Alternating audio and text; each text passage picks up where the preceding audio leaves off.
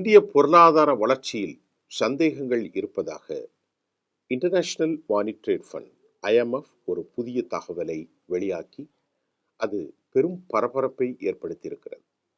உண்மையில் இந்திய பொருளாதாரம் வளர்ச்சியில் சந்தேகம் இருக்கிறதா? ஐஎம்எஃப் சொன்ன அந்த செய்திகளில் உண்மை தன்மை என்ன என்பதை பார்க்கிறோம். உலகின் மிகவும் வளர்ந்து வரும் நாடுகளில் ஒன்றாக இந்தியா அறியப்படுகிறது. அதற்கு காரணம் அந்த நாட்டின் உற்பத்தி மட்டுமல்ல, நம் நாட்டில் ஏற்படுகிற பல மக்கள் பெருக்கமும் இளைஞர்களின் வேலைவாய்ப்பு. தேசம் ஒரு மிக பிறந்த வரலாற்று சிறப்புமிக்க வளர்ச்சியை கண்டு வருவதாக இந்தியாவில் ஆளும் பாரதிய ஜனதா கட்சி மட்டுமல்ல, அதன் அமைப்புகள், அதன் செய்தி தொடர்பாளர்கள், பிரதமர் உட்பட பலர் புகழாரம் சூட்டுகிறார்கள். கடந்த காலங்களில் அந்த வளர்ச்சி 4, 5, 6% இருந்த நிலையில் அது தற்போது 7% தாண்டியிருக்கிறது என்றும் இந்தியா பேச்சுக்களிலும் தொலைக்காட்சிகளிலும் பலர் கூறி வருகிறார்கள். ஆனால் 8% வளர்ச்சி என்பது உலகம் மிகப்பெரிய பொருளாதார ரெசஷனில் மந்த நிலையில் சிக்கின்ற போது இந்தியாவை ஆண்ட திரு மன்மோகன் சிங் காலத்தில் அது இருந்ததையும் நாம் கவனிக்க முடிகின்றது. இந்த நிலையில் ஐஎம்எஃப் இன்டர்நேஷனல் மானிட்டரி ஃபண்ட் இதை ஏற்க மறுத்து தற்போது உலகம் அந்த அளவிற்கு மோடியின் விளம்பர இந்தியாவை அல்ல என்ற ஒரு கருத்தை அவர்கள் பதிவு செய்திருக்கிறார்கள். உண்மையான இந்தியாவை பார்க்க தொடங்கிவிட்டதாகவும் கூட ஐஎம்எஃப் சொல்கின்றது. இந்திய பொருளாதார வளர்ச்சி குறித்து மத்திய அரசினுடைய தொடர் பேச்சாளர்கள் அனைவரும் இந்தியா மகத்தான வெற்றியை பெற்றும் நாளொரு மேனி பொழுதொரு வண்ணமாக இந்திய வளர்ச்சி 7% தாண்டும் என்றும் பெருமிதம் கொள்கிற நேரத்தில் இன்டர்நேஷனல் மானிட்டரி ஃபண்ட் ஐஎம்எஃப் வெளியிட்ட புதிய மதிப்பீடு நாட்டின் தேசிய கணக்கு புள்ளி விவரங்கள் குறித்த பல தரவுகளை, கேள்விகளை எழுப்பியிருக்கிறது. இந்திய தேசிய கணக்கு தரவுகளுக்கு ஐஎம்எஃப் தொடர்ந்து 2வது ஆண்டாக சி கிரேட் என்ற தரக்குறைப்பை வழங்கியிருக்கிறது. அதாவது இந்தியாவின் தேசிய கணக்கு தரவுகளுக்கு சி கிரேட் என்றால் இந்தியாவின் வளர்ச்சியில் அது கிரேட் குறைக்கப்பட்டிருக்கிறது என்பதுதான் மிக முக்கியமான செய்தியாகும். இது இந்தியா வெளியிடும் கடந்த கால தற்போதைய பொருளாதார எண்களின் அந்த புள்ளிகளின் நம்பகத்தன்மை குறித்து சர்வதேச சந்தேகத்தை இது வலுப்படுத்தி இருக்கிறது. 2025 ஆண்டு இந்தியாவில் ஜூலை முதல் செப்டம்பர் வரை காலாண்டுக்கான ஜிடிபி வளர்ச்சி 8.2% என பதிவானதாக மத்திய அரசு அறிவித்து பலரின் பாராட்டை பெற்றது. அதாவது இந்த ஆண்டு குவார்ட்டரில் இந்தியா 8.2 விழுக்காடு பதிவானதாக மத்திய அரசு அறிவித்து இது மிகப்பெரிய வளர்ச்சி என்று தேசம் முழுவதும் ஒரு செய்தியை அவர்கள் பரப்பினார்கள். ரிசர்வ் வங்கி மற்றும் பல துறை வல்லுநர்களின் கணிப்பை மிஞ்சிய வளர்ச்சி என மோடி அரசும் அதன் பேச்சாளர்களும் பெருமிதம் கொண்டார்கள். ஆனால் இன்டர்நேஷனல் மானிட்டரி ஃபண்ட் நடத்திய ஆண்டறிக்கை மதிப்பீட்டின்படி இந்தியா பயன்படுத்தும் உற்பத்தி, ப்ரொடக்ஷன் மற்றும் எக்ஸ்பெண்டிச்சர் அவர்கள் செலவு அடிப்படையில் ஜிடிபி கணக்கீட்டில் குறிப்பிடத்தக்க வேறுபாடுகள் உள்ளதாகவும் கூட ஐஎம்எஃப் தொடர்ந்து சுட்டிக்காட்டி வருகிறது. 2025 ஆண்டு இந்த ஆண்டு வளர்ச்சியை கணிக்க 2011 மற்றும் 12 நிதி ஆண்டை அடிப்படையாக கொண்ட ஒரு புள்ளியியல் கணக்கை நிர்ணயித்தம் செய்யப்பட்டது. இது 2025 தற்போதைய இந்திய பொருளாதார வளர்ச்சி நிலவரத்தின்படி மிகவும் பழையது எனவும் இந்தியா பயன்படுத்தும் கணக்கீட்டு முறை மற்றும் தரவுகள் சரி இல்லை என்பதும் ஐஎம்எஃப் கேள்விகளுக்கு உள்ளானது.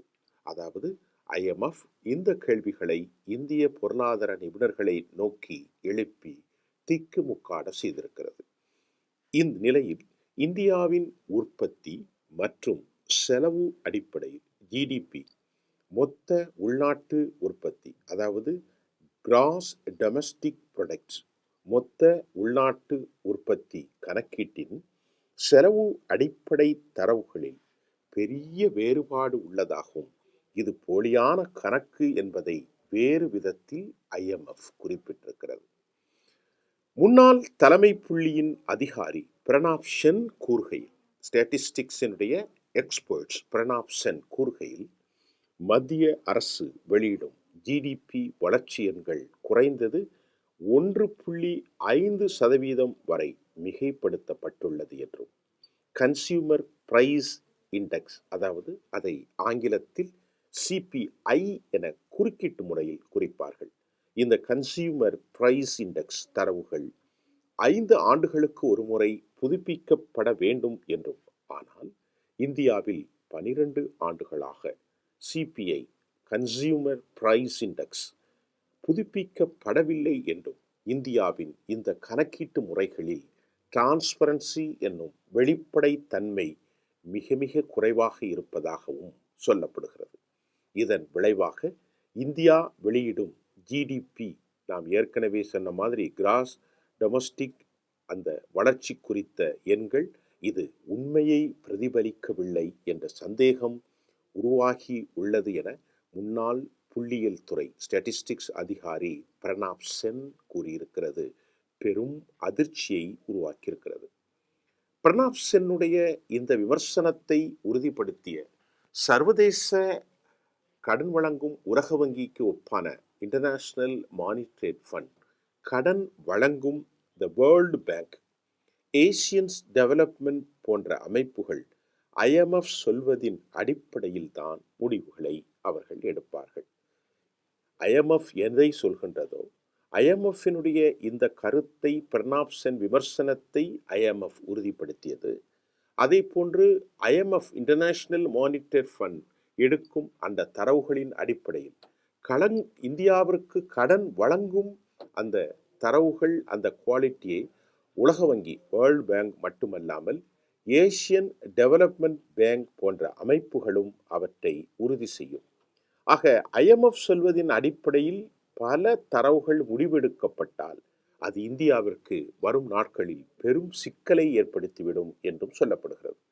ஆனால் மோடி அரசு இந்திய பொருளாதார வளர்ச்சி உலக அளவில் மிகப்பெரிய அளவில் நாளொரு மேனி பொழுதொரு வண்ணமாக வளர்ந்து வருவதாக விளம்பரம் செய்து வருவதாகவும் எதிர்மனநிலையில் இருப்பவர்கள் தன் கருத்தை வைத்தாலும், உண்மையில் அரசியல் கலக்காத, அரசியலுக்கு கொஞ்சமும் சம்பந்தமில்லாத ஆளுமைகளும் பிரணாப் சென் போன்ற தலைவர்கள் கூறுவது மிக கவனிக்க வேண்டியது.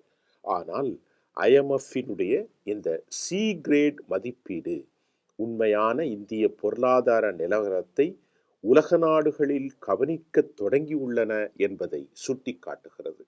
ஆனால் இந்தியாவின் அரசின் இந்த புள்ளி விவரங்கள் தற்போது சொல்லுகின்ற செய்தி இந்தியாவை பற்றி சர்வதேச மதிப்பீடுகளில் ஒரு மாறுபட்ட சிந்தனையை ஏற்படுத்துமானால், இந்தியாவுக்கு தொடர்ந்து கடன்கள் வழங்கும் உலக நாடுகள், அதே சமயம் ஏசியன் வங்கி, உலக வங்கி போன்றவைகளின் முதலீடுகள் இந்தியாவில் குறைய ஆரம்பித்தால், அதன் முதலீட்டு இந்திய முதலீடுகளும் வெளிநாடுகளில் வருவது குறையும் என்கின்ற கவலையை தாண்டி IMFின் இந்த சென் குப்தாவினுடைய இந்த ஸ்டாட்டிஸ்டிக்ஸினுடைய இந்த அறிக்கையும் ஒரு பெரும் தாக்கத்தை உலக அளவில் இந்தியாவிற்கு ஏற்படுத்துமா என்பதை கால ஓட்டத்தில் நாம் அறிந்து கொள்ள முடியும் என்பதே இச்செய்தியின் ஆழமான பதிவாக இருக்கிறது. நன்றி.